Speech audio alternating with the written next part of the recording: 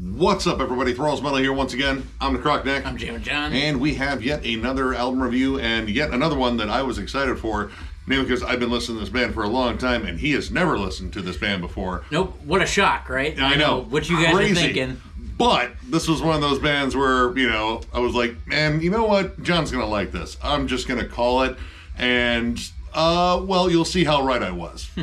I mean, I can't argue with either. I really can't. I should have been probably jamming this band for a while, but I didn't because, fucking dumb. So, and no one's arguing that either. I didn't see anybody go, no, hey, no. We're not here to argue. We're here to review. That's true. Anyway, we are going over the latest offering from In Mourning, the Immortal. This also comes out on the 29th of August on Supreme Chaos Records. This band formed in 2000 in Sweden. This is their 7th album overall. I've been listening to this band since their 2nd album, Monolith. Became a big fan, and this is progressive death metal, progressive melodic death metal, maybe like touches of melancholic death doom. This band is absolutely awesome. I, again, have been a fan for a long time. I sadly missed their last one. I really wanted to go over it, but kind of fucking flew under the radar. And this band features current and former members of bands like Octobertide, Volturian, which is an awesome death metal band that not many people seem to know about, Ahab, and Disbelief. And yeah, I mean, it's Sweden, it's metal. Naturally, I'm a little bit excited every time those two words kind of meet up. Yep. And when I saw those two words meet up, I went, oh, this will probably be something I like. And then he told me what it sounded like. And I said, oh, this will probably be something I like. And he was right. I mean, Nick, every now and again, is right. I don't admit that often, especially not on camera. But I'm going to give this to him. He was right. Now, before I let John go into why I was right, I'm going to address a complaint immediately. And this might be one of the few complaints I actually have. This opens up with the title track.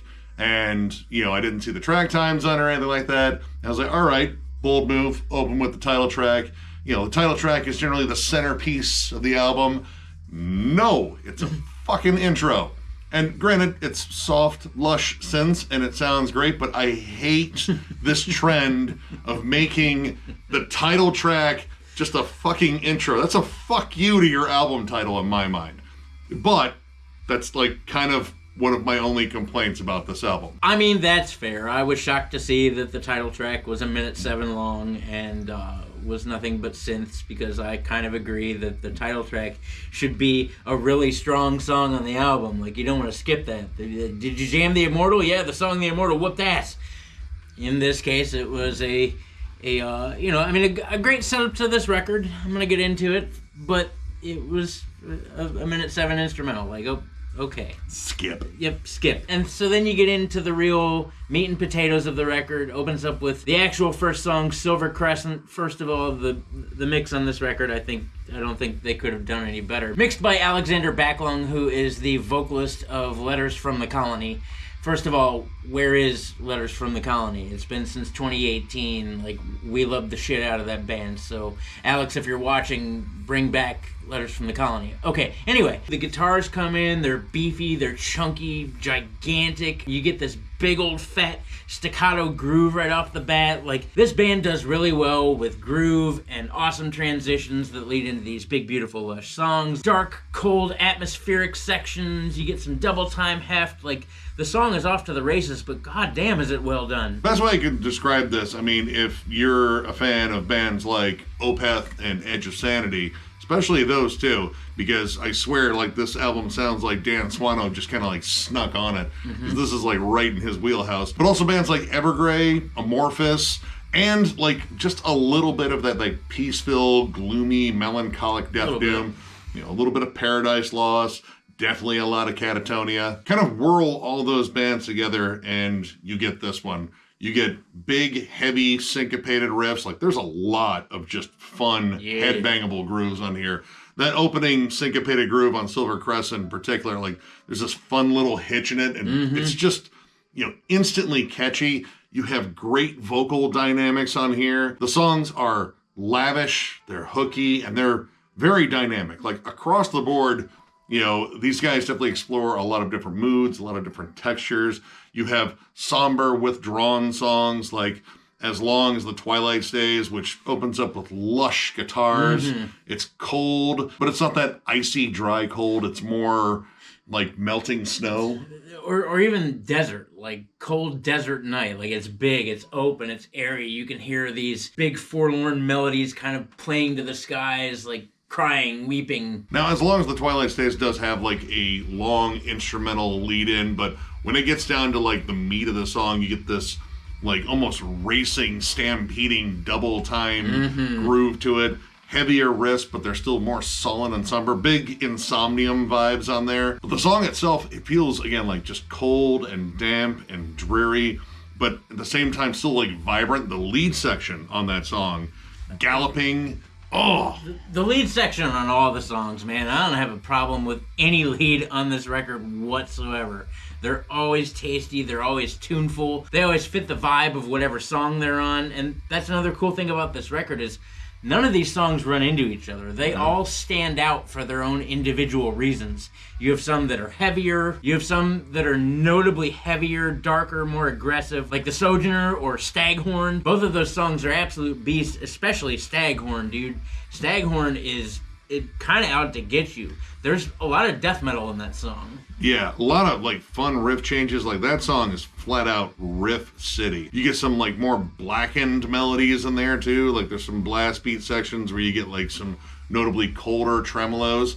But yeah, like variety is all over here. Like this album, and by extension, like just some of these songs in general, can go from blisteringly heavy to very quiet and delicate and very intimate and just like a quick transition. Song of the Cranes has like fierce opeth vibes, a lot of big heavy sections on there. Really fun drum work on that song in particular too. Like it's just got these like fun off-time rhythms, a lot of like Axelrod sort of like flair to it. There's some solid breakdown grooves in there, and it feels like it's kind of like welling up to be like, you know, a bit heavier. Like there's a thrashy melodeath section towards the end, but after that it kind of drops out and you get into this like very soft, very lush passage. Lots of like ghost notes in terms of the drum patterns. Like it's got this fun swing to it.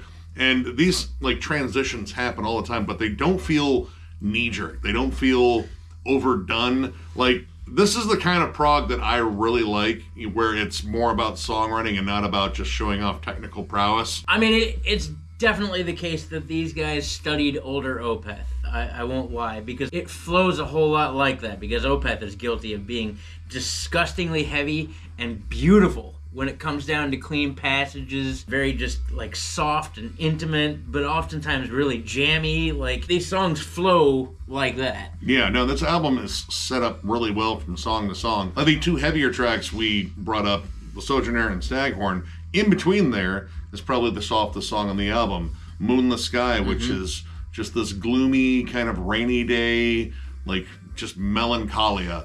Very soft vocals, lots of cool, clean passages. There's a nice atmospheric build. It's a transitional track, but it's one of those transitional tracks that I wouldn't skip because it has solid melodies.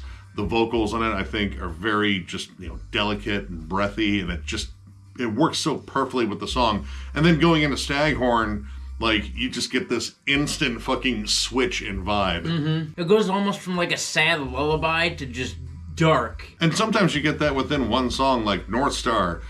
Beautiful song. You have, like, I think some of the best vocal dynamics on the album. You have this very gloomy start, this melancholic little swing to the guitars. It's heavily syncopated.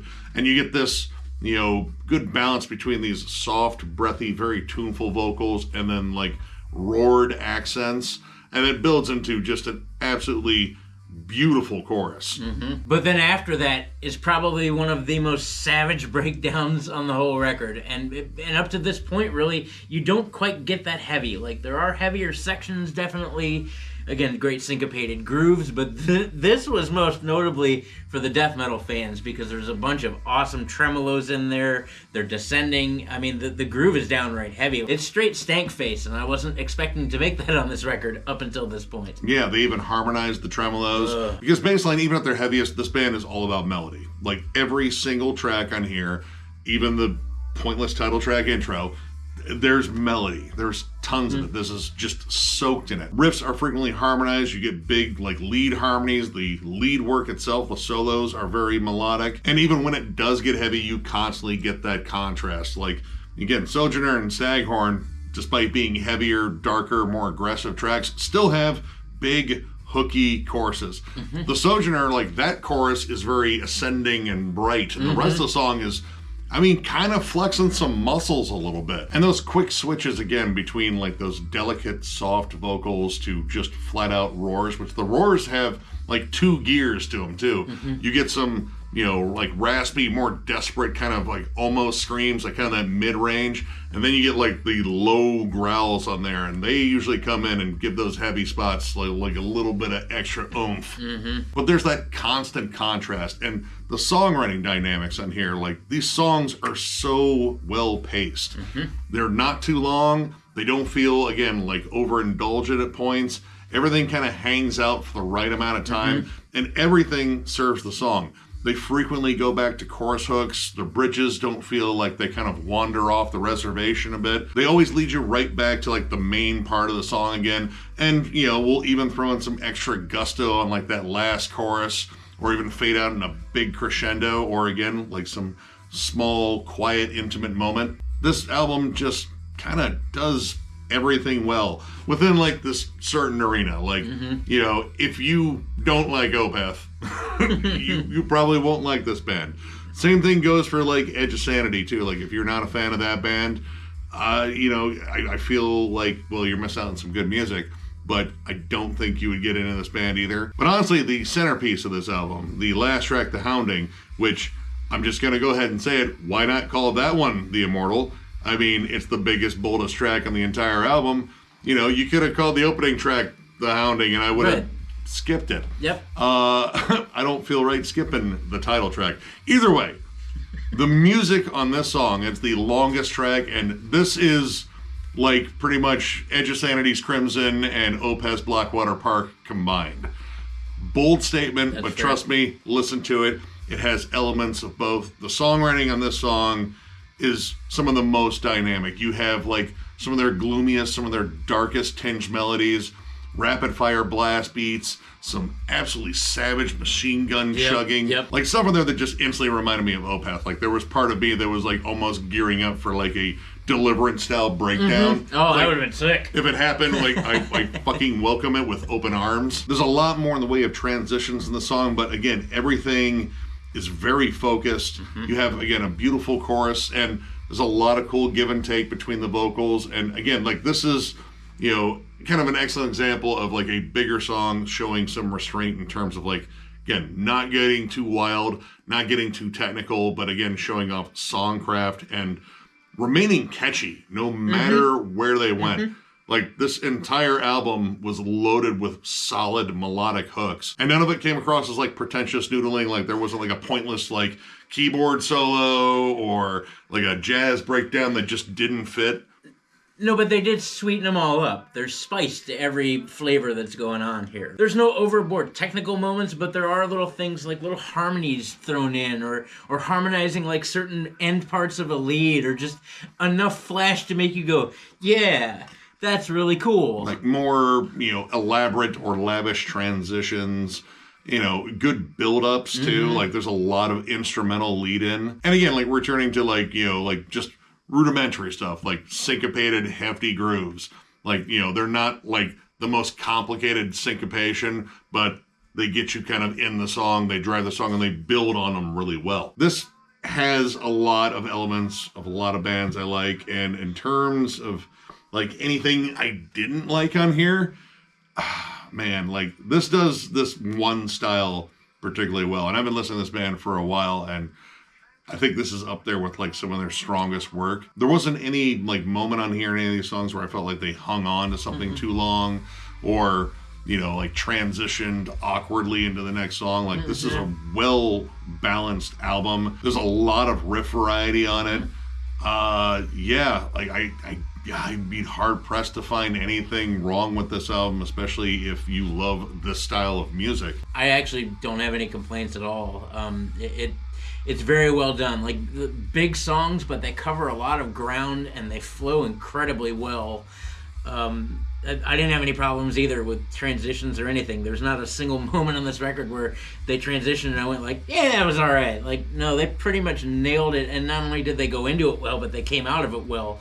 This is another one of those records where around every twist and turn you get excited because you're not sure what's coming next. But you get to the midpoint in the record and you're pretty sure it's going to be badass, and it usually is. So, like, to me, that's a sign of a good written song. If it keeps my attention and keeps me excited about whatever comes next. And, like, they pretty much nailed that all across the board. So, honestly, I'm going to give this record 4.5 stars. Record whoops ass. I am a big fan of Opeth and Catatonia and Edge of Sanity and stuff like that. This style of music will grab me pretty much every time, especially when it's really well done. And this band does a good job to show the contrast pretty much between night and day. Like, when it's heavy, but when it's soft, it's usually like intimate and kind of sweet, and even though it's mournful, like, it's still pleasant to listen to. They usually lock in a great groove, or the lead work is killer. Like, they pretty much just encompass the full spectrum. Like, there's a whole big wide swath of things that are going on, but they nail each and every one of them. This is pretty much right up my alley from the rip. But yeah, if you're into bands, again, like Opeth, Catatonia, a little bit of Ancients, a little bit of, like, Gojira, it's in the riffing at times, definitely a little bit of Haken as far as construction is concerned, because it's kind of proggy. If you're into any of that, really, I'd recommend giving this a spin. Yeah, honestly, I'm at a 4.5 as well. Like, I was initially at a 4, but man, this is just an absolutely excellent, well-balanced album. Mm-hmm. The songs flowed beautifully. The album itself flowed beautifully. Like, the attention to detail in terms of, like, transitions and such, the mood swings, like, this could be as, like, jagged as, like, you know, fucking, I don't know, the mountains in Sweden. They got mountains, I'm pretty sure of it.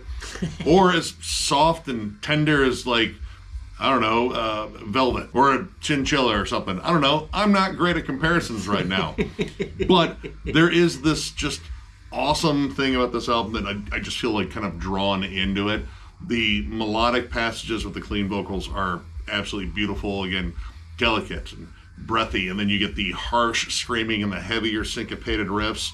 Amazing lead play all over here. Great transitions. And again, this is the kind of prog that I really like, where it's more about the songcraft and less about showboating. There's tons of musical talent all over here, and you can hear it, but no one's trying to, like, steal the fucking show. They're all just kind of working to make these songs absolutely awesome and mission accomplished. Yeah, no kidding. If you're a big fan of Opeth, especially Edge of Sanity, and by extension, a fair amount of Dan Swano projects, as well as, you know, Amorphous, and I mean, I'm throwing Evergrey too. Like, Evergrey kind of fits. Yeah. And, like, a little bit of, like, you know, Catatonia and Paradise Lost, Melancholy on there too, because it is kind of a dreary album overall. Mm-hmm.